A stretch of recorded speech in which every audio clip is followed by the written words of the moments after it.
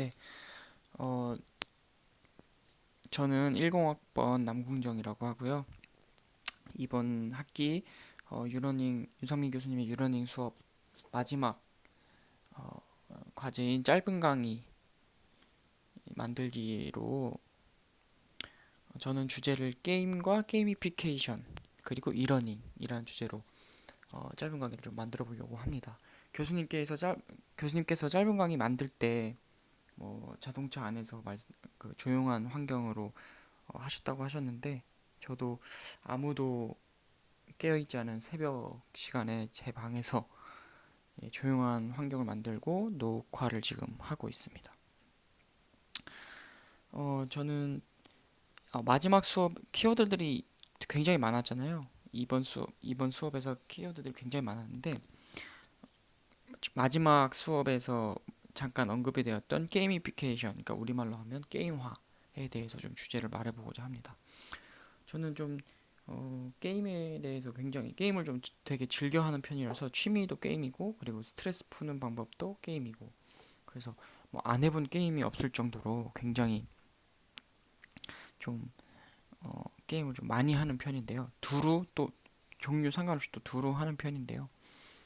그래서 이런 분야에 좀 관심이 많았는데 얼마 전에 또 논란이 되었던 게임 중독법에 대해서도 또 말씀을 좀 드리고 싶었고요.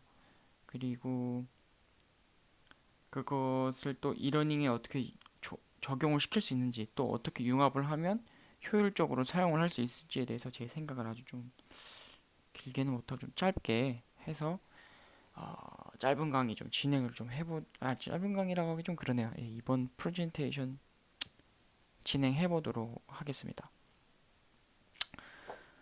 처음에는 목차가 나와 있는데요. 목차는 처음 게임에 대해서 정의와 그리고 종류 그리고 게임 산업 그리고 게임 중독법 제가 좀 말씀드리고 싶은 부분인데 게임 중독법에 대해서 좀 말씀을 드릴 거고 두 번째로 게임화 이제 게이미피케이션이죠. 그러니까 한국말로 게임화에 대한 정의 그다음에 사례 그다음에 그것에 대한 특징 또 이렇게 말씀을 좀 드리도록 하겠습니다. 그리고 마지막으로 그리고 이러닝이라는 주제로 어, 게이미피케이션과 이러닝이 조합된 쥐러닝에 대해서 좀 말씀을 드리고요. 그 다음에 그것에 대한 또 제 생각 마지막으로 마무리를 짧게 해보려고 합니다. 그러면 처음에 이제 게임에 대해서 간단하게 좀 정의를 내려보고 시작을 할 텐데요. 처음 그림에 나와 있는 그러니까 왼쪽 상단에 나와 있는 그림은 리그 오브 레전드라고 요즘 남아구들 사이에서 남아구들뿐만 아니라 대한민국 10대, 20대 남자들 사이에서 굉장히 선풍적인 인기를 끌고 있는 게임입니다. 지금 30대, 40대들이 젊었을 때 유행했던 스타크래프트의 아성에 버금가는 유행을 타고 있는 게임인데요. 예, 저도 많이 즐겨 하고 있고요. 아마 같이 수업 듣는 남학우들 중에서도 즐겨 하는 학우들도 있을 거예요. 그리고 그 밑에 있는 건 이제 너무나도 유명한 블리자드사의 스타크래프트. 얼마 전에 스타크래프트 2가 나와서 또 굉장히 이슈를 끌었었죠. 그 다음에 컴퓨터로 하는 게임이 아닌 이제 스마트폰의 보급이 좀 확산되면서 가장 히트를 쳤던 애니팡 게임입니다. 애니팡 게임 모바일 시장에서는 또 강력한 임팩트를 가지고 있던 게임이어서 좀 넣어봤고요. 그러면 이제 죄송합니다. 그럼 이제 게임의 정의는 무엇이냐? 제가 위키님한테 여쭤봤더니 넓게는 오프라인 현실에서 규칙을 정해놓고 승부를 겨루는 놀이부터 좁게는 온라인 혹은 컴퓨터에 구현된 현실에서 즐길 수 있도록 하는 프로그램이다. 라고 나와 있네요. 저는 이번 프레젠테이션에서 후자의 개념인 컴퓨터에 구현된 현실에서 즐길 수 있도록 하는 프로그램에 대해서 좀 말씀을 좀 드려보도록 하겠습니다. 먼저 이제 좀 종류에 대해서 좀 말씀을 드릴게요. 간단하게 소개를 해보자면 첫 번째로 FPS가 있을 수 있는데 FPS는 뭐냐면 First 퍼슨 슈팅 게임, 그러니까 1인칭 슈팅 게임이라고 보통 뭐 요즘 옛날에 유행했던 뭐 서든 어택이라든지 뭐 그런 게임들이 이제 1인칭 슈팅 게임에 해당이 되고요. 두 번째는 RPG 게임 좋아하시는 분들 많을 거예요. 롤플레잉 게임이라고. 그러니까 RPG 게임의 가장 대표적인 이제 뭐 블리자드사의 월드 오브 워크래프트 사진이고요. 역할 게임이라고 나와 있죠. 우리나라 말로는 역할 게임. 자, 세 번째는 이제 플랫포머인데요. 점프 등의 비폭력적의 공격을 중심으로 하는 게임인데 보면 뭐 슈퍼마리오가 가장 대표적인 이제 플랫포머 게임이죠. 슈퍼마리오 모르는 사람은 없을 거니까요. 그다음에 RTS 게임, 실시간 전략 게임이라고 리얼타임 게임이라고 이것은 이제 뭐 스타크래프트, 뭐 워크래프트 이렇듯이 뭐 전략 게임을 줄여서 RTS 게임이라고 합니다. 다음에 이제 게임 산업에 대해서 좀 말씀을 드리려는데요. 한국 게임 산업은 그 산업이 벌어들이는 수익이 우리나라 이제 요즘에 한류 열풍이라 그래서 뭐 싸이라든지 아니면 뭐 걸그룹 그다음에 보이그룹 아이돌들이 벌어들이는 수익이 엄청나다고 알고 있는데 그것의 몇 배라고 해요. 보면 2012년도까지 나와 있는 이 통계에는 거의 보면 7배에 가깝죠. 7배에 가까운 수익률을 자랑하고 하고 있는데요. 보게 되면 우리나라 2012년 네. 그러니까 여기에는 또 단순히 엔터테인먼트 그러니까 가수들의 수익만이 아니고 뭐 드라마 수출이라든지 뭐 영화 수출까지를 다 합쳐도 게임의 7분의 1밖에 되지 않는다는 겁니다. 그래서 이 게임 산업이 우리나라 한국 산업 수출 산업에 굉장히 효자 노릇을 톡톡하게 하고 있는데요. 자, 제가 이 통계를 보여드리는 이유는 게임 산업이 이렇게 큰 규모를 가지고 있는데 다음에 나올 얘기 때문에 이렇게 말씀을 좀 해드리는 거였습니다. 게임 중독법이 있었어요. 이게 정확하게는 뭐냐면 새누리당 신희진 의원이 발의한 중독 예방 관리 및 치료를 위한 법률안입니다. 2011년도에 이제 강제 셧다운제라고 해서 청소년의 인터넷 게임을 12시가 되면 바로 강제적으로 중지시키는 것을 더불어서 2대 게임 산업 규제안이었는데요. 이게 문제가 되는 게 그렇게 효자 노릇을 톡톡하게 하고 있는 게임 산업을 도와주지는 못할 망정 거의 탄압이라고 할 수 있을 만큼 큰 타격을 입히고 있기 때문이죠. 방금 말씀드린 그 중독 예방 관리 및 치료를 위한 법률안이 소위 이제 게임 중독법이라고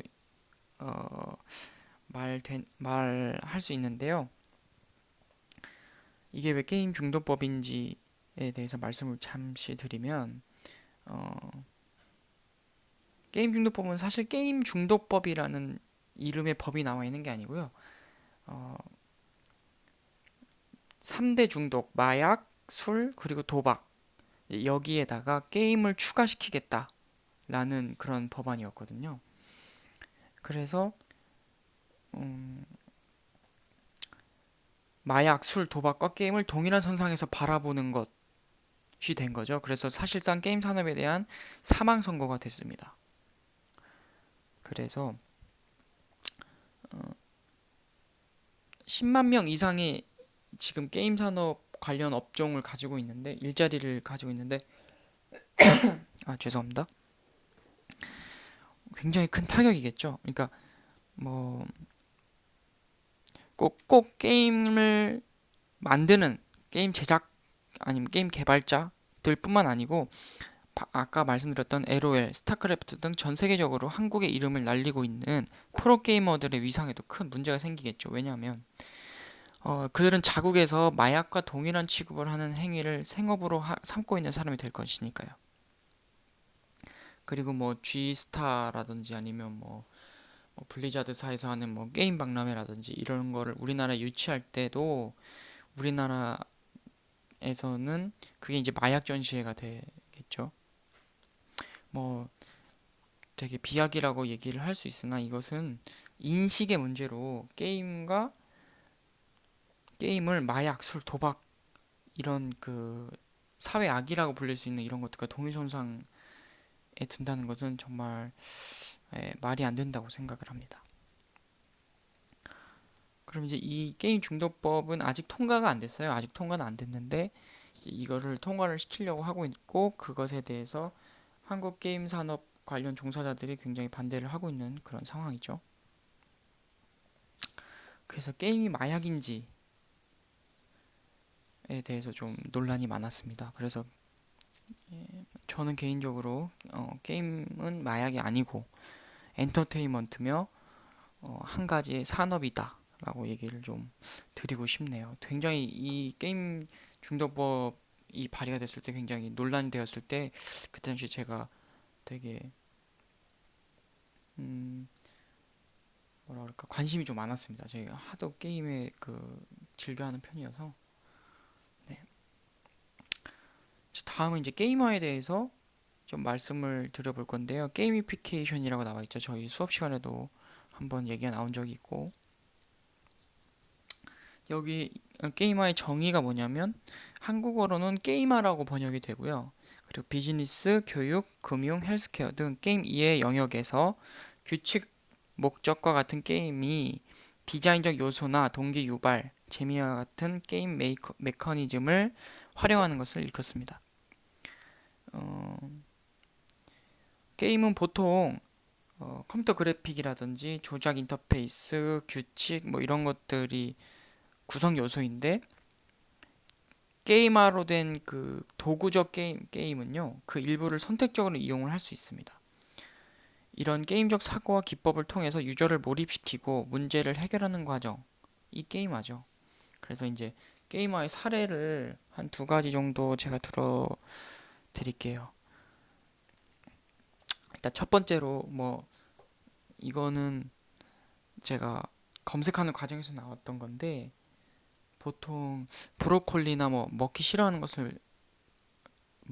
게 많은 이제 어린 아이들에게 자주 쓰는 우리 엄마 아빠들이 자주 쓰는 뭐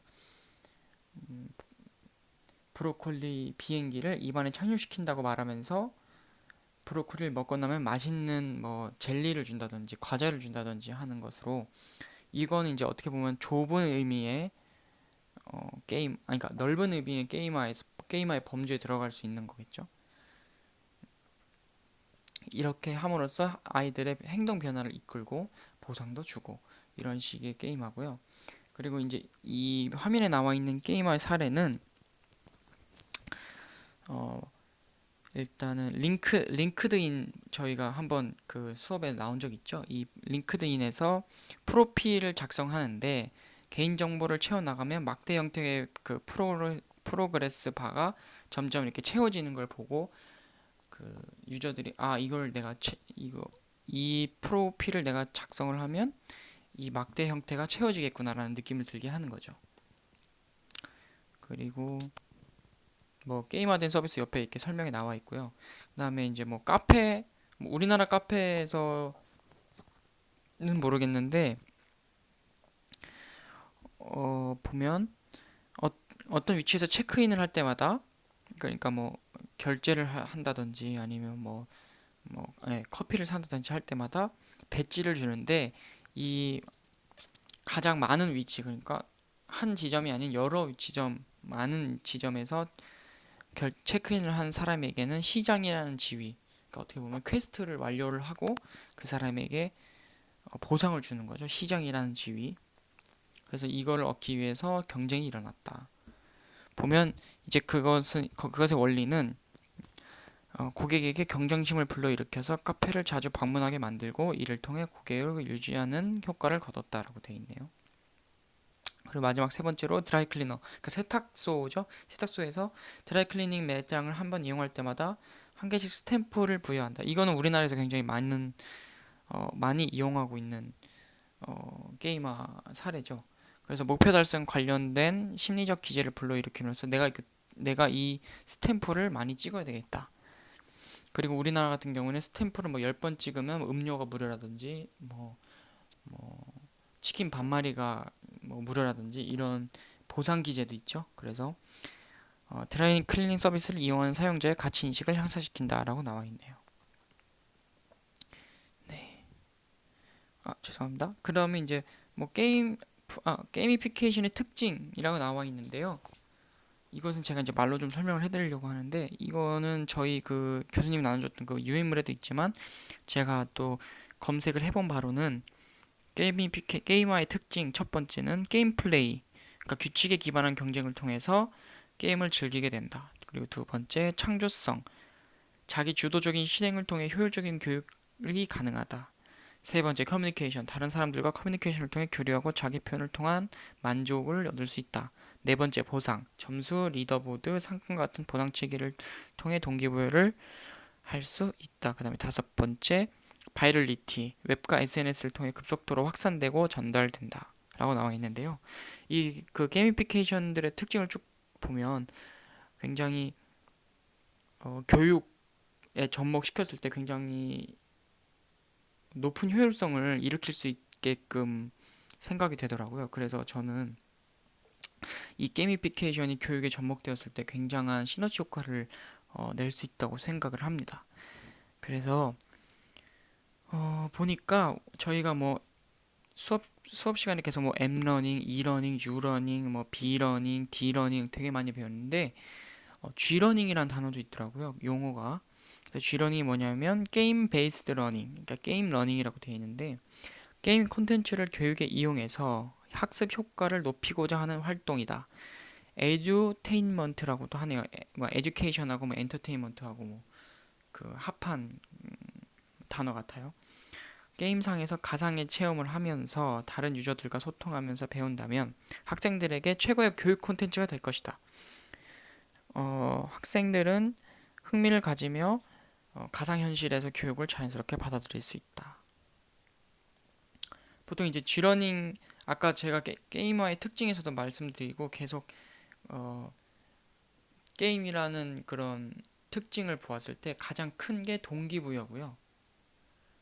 그 다음에 자연스럽게 학습자가 그 학습 내용을 받아들일 수 있다는 거죠. 그래서 뭐 학습하는데 굉장히 동기부여가 떨어지는 학습자라든지 아니면 굉장히 어려운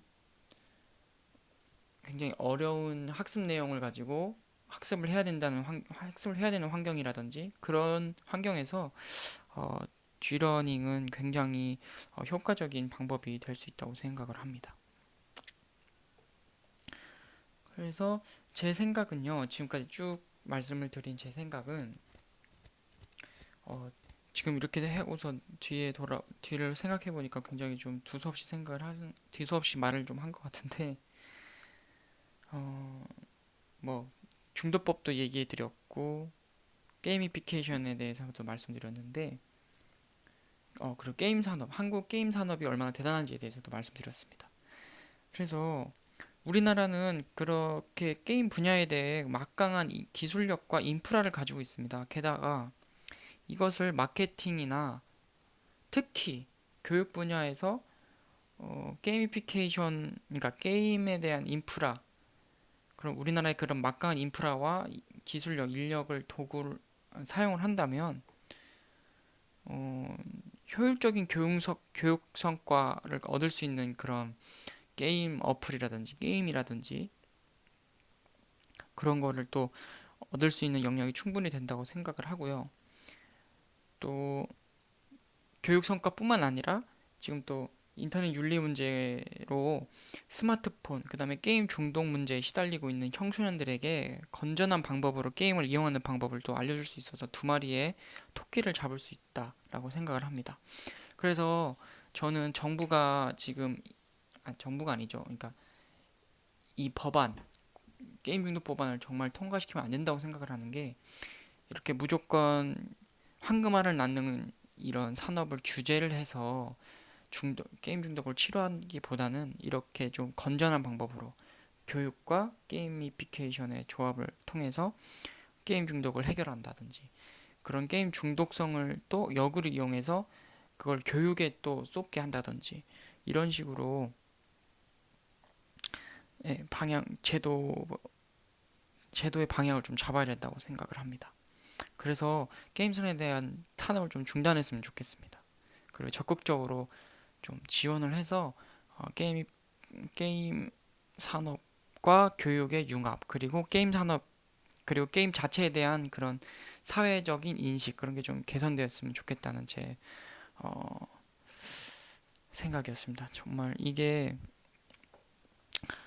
앞에서 이제 교실에서 발표하는 거하고 또 짧은 강의라고 해서 이제 이렇게 녹화 같이 떠서 하는 게 굉장히 좀 어렵네요. 말도 막 꼬이고 지금 이게 한 세 번째 녹화인 것 같은데 아무튼 지금까지 제 프레젠테이션 들어주셔서 정말 감사하고 한 학기 동안 정말 소수의 인원으로 재밌게 수업했던 것 같습니다. 교수님께도 감사드리고 학우분들께도 감사를 드립니다. 음, 좀 아쉽네요. 마지막에 좀 이렇게 되게 8명에서 이렇게 매주 수요일마다 아침에 이제 세미나식으로 수업을 하다가 이렇게 종강이라고 탁 바로 이제 보지 못하는 게 좀 아쉽긴 하네요. 뭐 커피라도 교수님 모시고 좀 했으면 좋겠다는 생각을 좀 해보면서 네 강의 좀 마치도록 하겠습니다. 짧은 강의 마치도록 하겠습니다. 같이 그 제가 그 정리한 그 자료 또 올려드릴 테니까요. 그거 보고 참고하시고 혹시 궁금한 점이나 그런 것들 댓글로 남겨주시면 감사하겠습니다. 감사합니다.